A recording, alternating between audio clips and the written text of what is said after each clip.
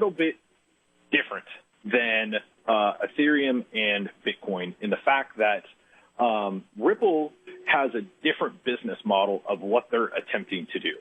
And what they're attempting to do is basically get into the same market that the SWIFT market is. And the SWIFT market is the exchange of money between banks, either internationally or domestically.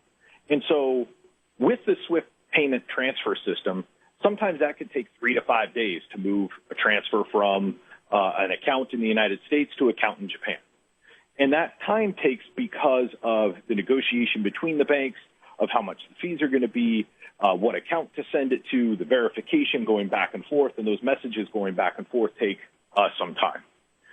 Ripple's concept is if two banks sign up and agree that they will participate within the Ripple system, then they can now exchange in their value of the Ripple currency, which is called XPR. And basically what they do is they exchange the XPR instead of the actual fiat currency itself. Rather than having a wire go back and forth, they exchange the XPR. Then the XPR can then be converted back to whatever client account it needed to go into. Now, Ripple states that they believe that they can do this significantly faster than the 3 to 5 days, that potentially they could be done in 5 to 15 seconds of an actual transfer.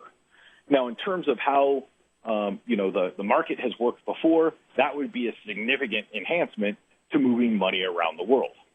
So all of these virtual currencies that are coming out, there are different uses for them, not just using them as a form of payment. It also works in other scenarios as well, and I think Ripple is a great example. So let's take a look at Ripple's price as well. You can see the increase and decrease in value, and again, it followed kind of the same model as the rest of the community with the virtual currency price fluctuations. Now we're going to talk about Monero. Oh, yeah, go ahead. I was just going to object. So this is all legal. I mean, I could trade in and out of this as I want, just like a particular stock if I want. Yeah, there's nothing inherently illegal about owning or transacting in virtual currency. The only legal or illegal component of it is the mode and intent behind it. If you're using it to conduct an illegal transaction, or if you're using illegal money to attempt to conceal it. But merely using the currency itself, virtual currency, the fact of it doesn't mean it's illegal. I always kind of like to use the example that, currency is used to buy and sell drugs, cash. Yeah. Now, holding on to cash just because I have cash to go use and buy a cup of coffee, just because I have cash doesn't mean I'm going to go around and use it to buy and sell drugs. The mere fact of the ownership or possession of it does not mean you're doing anything illegal. It's what you do with it is the thing that makes it illegal.